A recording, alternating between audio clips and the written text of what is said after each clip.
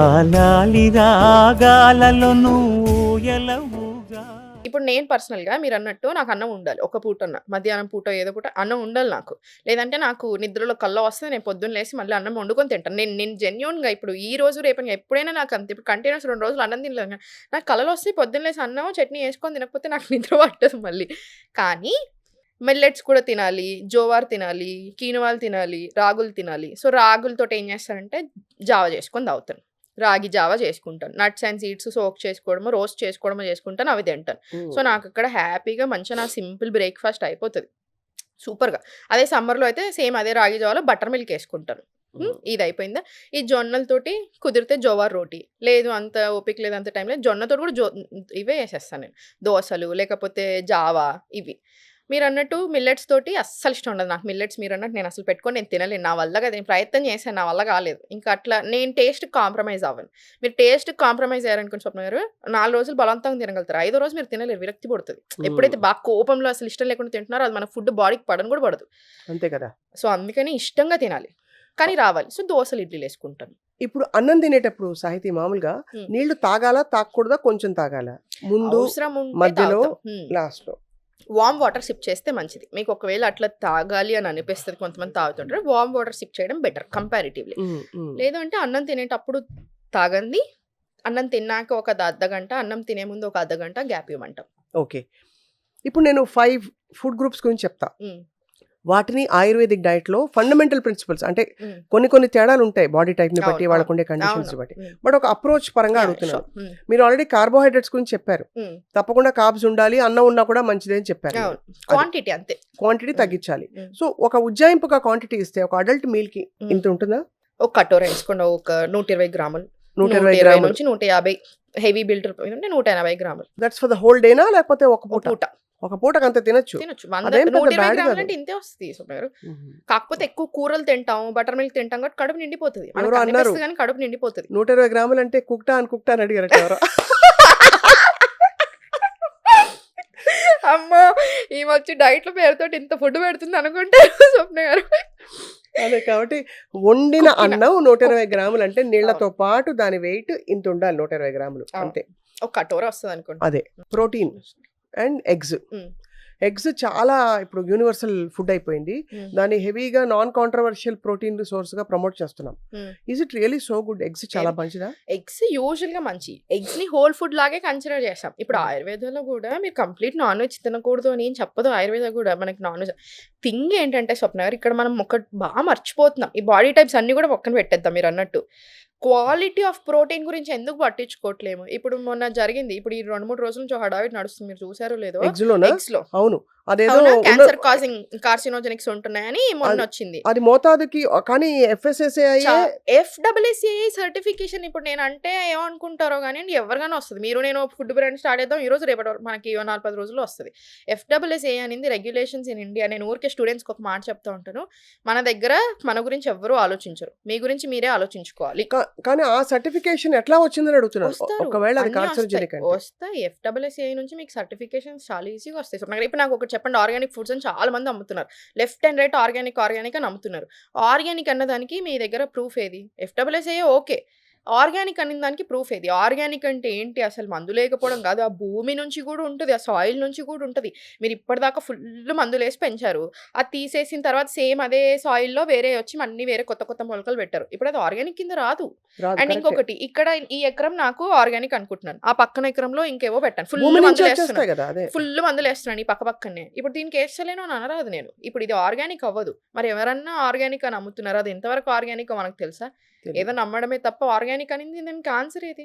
So మీరు చెప్పండి. ఇప్పుడు నాకు ఎగ్లో ఇప్పుడు అది దొరికింది కాబట్టి మనం మాట్లాడుకుంటున్నాం. దొరకకపోయింది ఉంటే సో అందుకని ఫ్రీ రేంజ్ ఎగ్స్ తీసుకోవాలనుకుంటే కొంచెం ఊరు కోడిగుడ్లు ఫ్రీ రేంజ్ ఎగ్స్ తీసుకోండి. ఈ మధ్య ఎందుకు ఆ యోక్ అన్నది ఆరెంజ్ గా మన చుడిదార్ కలర్ లో తయారైనది? అంటే ఇది వరకు నీరసంగా ఉండేది. యోక్ చూస్తే అది నీరసంగా ఉండేది. కొన్నిసార్లు ఎగ్ పగలగొట్టి వేస్తే అది లూజ్ అయిపోయేది. బాగుండదు, పడేయండి అని కూడా చెప్పేవారు. సో ఇప్పుడు చూస్తే అసలు అంత టఫ్ గా టఫ్గా అవును మనం చీరల మీద చుడిదార్ మీద ఉండాల్సిన ఉండాల్సిన కలర్ అవసరం. ఎగ్ యొక్క అండ్ మీద మీరు ఎందుకు ఉంది? కావాలంటే మీరు గమనించుకోండి, ఫ్రీ రేంజ్ ఎగ్స్ కి నార్మల్ ఎగ్స్ కి తేడా దొరుకుతున్నాయి డిఫరెన్స్. ఇప్పుడు అదే ఎగ్ హోల్ ఫుడ్, యూజువల్ గా ఎగ్ తీసుకుంటే మీరు చాలా మంచి ఫుడ్, ఈజీ ప్రోటీన్, మంచిగా 6-7 గ్రాముల ప్రోటీన్ వస్తుంది స్వప్న ఉత్త ఎగ్కి. పిల్లలకు చాలా బలము, మనకి మంచిది, ఈజీ. ఒక బాయిల్డ్ ఎగ్ తింటాము, బ్రేక్ఫాస్ట్ లో రాగి జావ తాగుతాం, ఇంత వేసుకున్నా అయిపోతుంది. ఎలాంటి ఎగ్స్ వాడుతున్నారో చూసుకోండి ఫస్ట్ మెయిన్ థింగ్. ఎందుకంటే ఇప్పుడు ఎవరైతే దొరికారో ఈ ఎగ్స్ ది అంత ఇది అవుతుంది కదా, వాళ్ళు ప్రీమియం. ఆడు ముందు మొత్తం అంతా రాసుకునేది ఏంటి, నో ప్రిజర్వేటివ్స్, నో ఇది నో అది, అసలు అన్ని సూపర్ మాది అని ప్రీమియం అంటే ఎక్కువ డబ్బులు పెట్టి కొనుక్కునేటి అవి. అది. మరి చూసారా ఎట్లుందో. ఇదే ప్రాబ్లం అవుతుంది స్వప్న. డాక్టర్స్ కూడా చాలా మంది ఎందుకు బాగా సపోర్ట్ చేస్తున్నారు నాన్ వెజ్ని కానివ్వండి. At the end of the day nutritional facts మనం చూసుకుంటున్నాం, ఇంత ప్రోటీన్ ఉంది అని బాగుంది, కానీ దానివల్ల ఎంత ప్రాబ్లమ్స్ వస్తున్నాయి, క్వాలిటీ ఆఫ్ ప్రోటీన్ ఎక్కడ పోతుంది అనేది కూడా మనం గమనించుకోవాలి. Right. అండ్ చాలా మంది డాక్టర్స్ దగ్గరికి వెళ్ళినప్పుడు, మీరు ఆన్లైన్లో కాదు బయట వెళ్ళినప్పుడు చాలా మంది డాక్టర్స్ వద్దండి ఇది ఆపేసేయండి అని చెప్తారు. మీరు నమ్ముతారు లేదు స్వప్న, నేను ఒక స్టోరీ చెప్తాను చూడండి. మన క్లయింట్ డైట్స్లో యంగ్ పిల్లలు కిడ్స్ వస్తున్నారు, చాలా మంది కిడ్స్కి వాళ్ళ పేరెంట్స్ తీసుకుంటున్నారు. లెవెల్స్ చూస్తే మన ఫోన్ పెట్టేశాక మీరు నమ్ముతారో లేదా, నాకు ఆ రోజు 4 అపాయింట్మెంట్స్ తీసుకున్నాను, 11:30, 12 అవుతుంది, ఫోన్ పెట్టేశాను. నాకు ఎందుకో చాలా గుండెంతా బరువైంది. ఒకటేసారి 4 కిట్స్ తీసుకున్నాను, అంటే గుండె బరువు అనిపించింది. ఒక రోజు మొత్తం ఏం అపాయింట్మెంట్స్ వద్దని చెప్పండి. నెక్స్ట్ డే ఏం అపాయింట్మెంట్ పెట్టుకోలేదు నేను. క్రియాటినిన్ లెవెల్స్ హై, ఇన్సులిన్ అసలు ఇష్యూస్, అప్పుడే 8 year oldకి 9 year oldకి extreme digestion issues, thyroid profile అసలు బాగాలేదు, అసలు అన్ని అగ్రవేటెడ్ లెవెల్స్.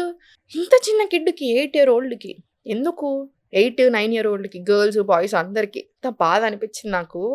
వాళ్ళందరికీ డైట్లు ఇచ్చాను. సో ఒక కేసు చెప్తాను. 8 year old ఇది మన ఇప్పుడు వచ్చింది కదా, ఒకప్పుడు వచ్చింది. ఇప్పుడు వచ్చిన వాళ్ళందరూ ఇంకా జెన్యున్గా మనం అంటే బాగా ఇష్టం ఉండి వస్తారు, నీట్గా మనం చెప్పింది తింటారు, మనం అంటే నచ్చి వస్తారు కాబట్టి మనది ఒక 3.5 ఏళ్ళ నుంచి వింటున్నారు, బాగానే ఉంటుంది.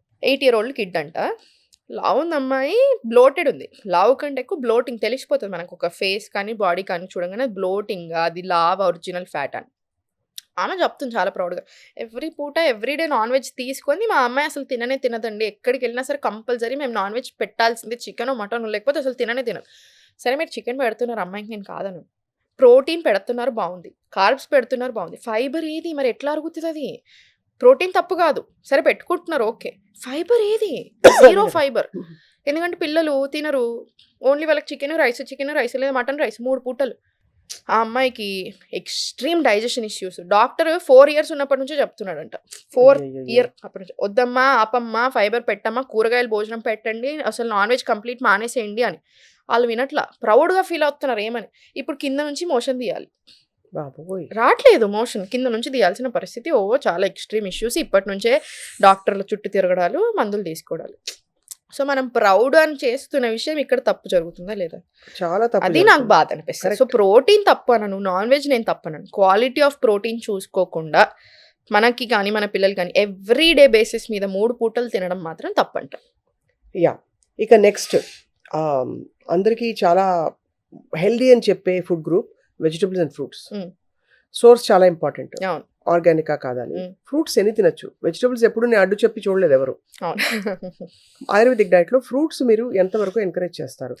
రోజుకు 2 కప్పులు 3 కప్పులు అలా పెట్టుకోవాలి, ఒక 2 కప్పులు, 1 cup 2 cups కూడా ఇవ్వం సుప్న గారు. 1 cup 1 cup of fruit 1 cup at any time of the day. at any time of the day కాదు, ఆయుర్వేదైన మోడర్న్ సైన్స్ అయినా ఫ్రూట్స్ తినాల్సిన పద్ధతి. చాలా మంది తప్పు తింటారు, డే స్టార్టింగ్ ఫ్రూట్స్తో తింటారు, డే ఎండింగ్ ఫ్రూట్స్తో చేస్తారు. ఈ 2 పద్ధతులు తప్పు.